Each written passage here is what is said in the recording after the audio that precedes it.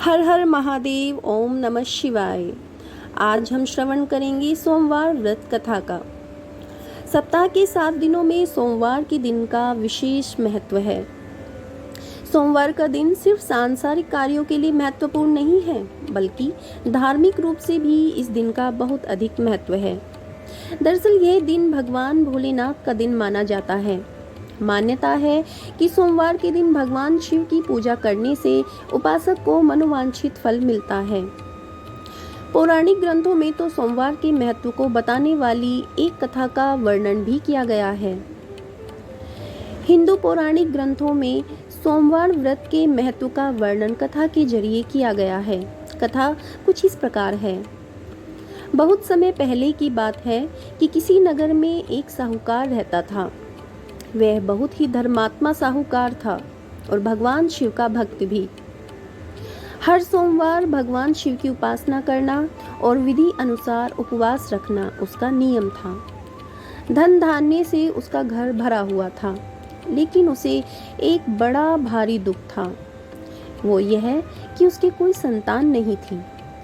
एक दिन क्या हुआ कि माता पार्वती उस शिव भक्त साहूकार के बारे में भगवान शिव से बोली, यह तो आपका भक्त है, बड़ा धर्मात्मा भी है, दान पुण्य करता रहता है, इसकी आत्मा भी बिल्कुल पवित्र है, फिर आप इसकी मनोकामना को पूर्ण क्यों नहीं करते हैं?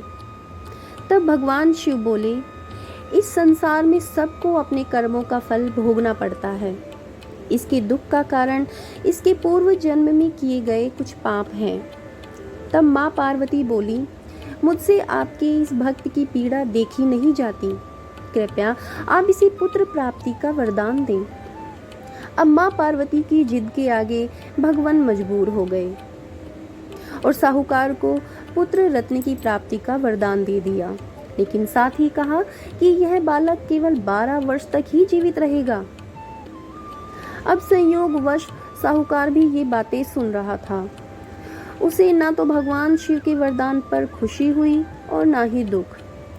समय आने पर उसकी संतान हुई, लेकिन साहूकार को तो पता था कि इसकी सांसें कितनी लंबी हैं। फिर भी साहूकार ने धर्म कर्म के कार्यों को जारी रखा और थोड़ा बड़ा होने पर लड़के के मामा को बुलाकर उसके साथ काशी शिक्षा पाने के लिए भेज दिया।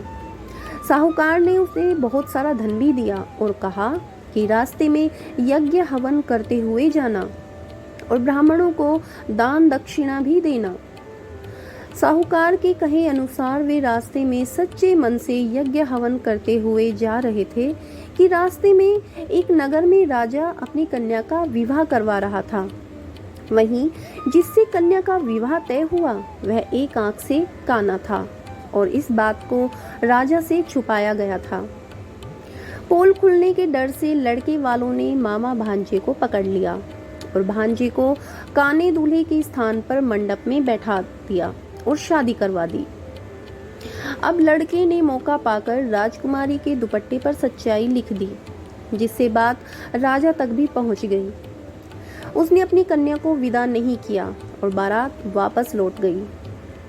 उधर मामा भांजा काशी की ओर बढ़ गए। अब लड़के की शिक्षा भी संपन्न हो गई और उसकी आयु भी 12 वर्ष की हो गई।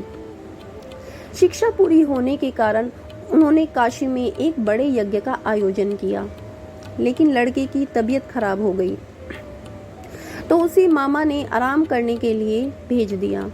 क्योंकि उसका समय पूरा हो चुका था, इसलिए लेटते ही लड़के की मृत्यु हो गई।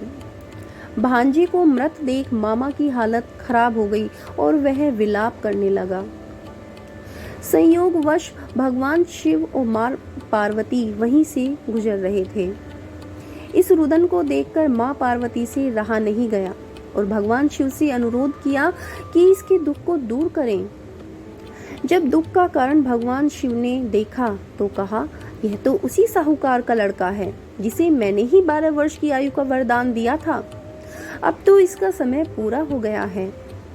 तब मां पार्वती जिद पर अड़ गई कि इसके माता पिता को जब यह खबर प्राप्त होगी तो वो बिल्कुल भी सहन नहीं कर पाएंगे, अतः आप इस लड़के को जीवन दान दें। तब भगवान शिव ने लड़के को जीवित कर दिया। अब लड़के के मामा की खुशी का ठिकाना ना रहा। शिक्षा पूर्ण हो चुकी थी, इसलिए वे अपने नगर में लौटने लगे। तो रास्ते में उसी नगर में आए जहाँ पर उसके भांजे का विवाह हुआ था। वह राजा यज्ञ करवा रहा था। वे भी उसमें शामिल हुए तो राजा ने लड़के को पहचान लिया और अपनी पुत्री के साथ भेज दिया। उधर साहूकार और उसकी पत्नी अन्न जल छोड़ चुके थे और संकल्प कर चुके थे कि यदि उन्हें पुत्र की प्राप्ति का समाचार मिला तो वे जीवित नहीं रहेंगे। उसी रात सपने में साहूकार को भगवान शिव ने दर्शन दिए और कहा कि हे भक्त, तुम्हारी श्रद्धा व भक्ति को देखकर सोमवार का व्रत रखने व कथा करने से मैं प्रसन्न हूँ और तुम्हारे पुत्र को दीर्घायु का वरदान देता हूँ। अगले ही दिन पुत्र को देखकर खुशी के मारे उनकी आंखें छलक आईं और साहूकार ने भगवान शिव व माता पार्वती को नमन किया। कुल मिलाकर कथा से यह सबक मिलता है कि व्यक्ति को कभी भी धर्म के मार्ग से नहीं हटना चाहिए, क्योंकि भगवान भक्त की परीक्षा लेते रहते हैं। सोमवार का व्रत करने व कथा सुनने पढ़ने से व्रती की मनोकामनाएं अवश्य पूर्ण होती हैं। सोमवार का व्रत भगवान शिव को प्रसन्न करने के लिए किया जाता है। माना जाता है कि लगातार 16 सोमवार व्रत करने से समस्त इच्छाएं पूर्ण होती हैं। विशेषकर अविवाहित लड़कियां अपनी इच्छा का वर पाने के लिए 16 सोमवार का व्रत रखती हैं। सोमवार का व्रत रखने की विधि इस प्रकार है। पौराणिक ग्रंथों में सोमवार के व्रत की विधि का वर्णन करते हुए बताया गया है कि इस दिन व्यक्ति को प्रातः स्नान कर भगवान शिव को जल चढ़ाना चाहिए और भगवान शिव के साथ माता पार्वती की पूजा भी करनी चाहिए। पूजा के बाद सोमवार व्रत की कथा को सुनना चाहिए। व्रती को दिन में केवल एक ही समय भोजन करना चाहिए। आमतौर पर सोमवार का व्रत तीसरे पहर तक होता है, यानी कि शाम तक ही सोमवार का व्रत रखा जाता है। सोमवार का व्रत प्रति सोमवार भी रखा जाता है। सोम्य प्रदोष व्रत और 16 सोमवार व्रत भी रखे जाते हैं। सोमवार के सभी व्रतों की विधि एक समान ही होती है। मान्यता है कि चित्रा नक्षत्र युक्त सोमवार से आरंभ कर 7 सोमवार तक व्रत करने पर व्यक्ति को सभी तरह के सुख प्राप्त होते हैं। इसके अलावा 16 सोमवार का व्रत मनोवांछित वर प्राप्ति के लिए किया जाता है। अविवाहित कन्याओं के लिए यह खास मायने रखता है। ओम नमः शिवाय।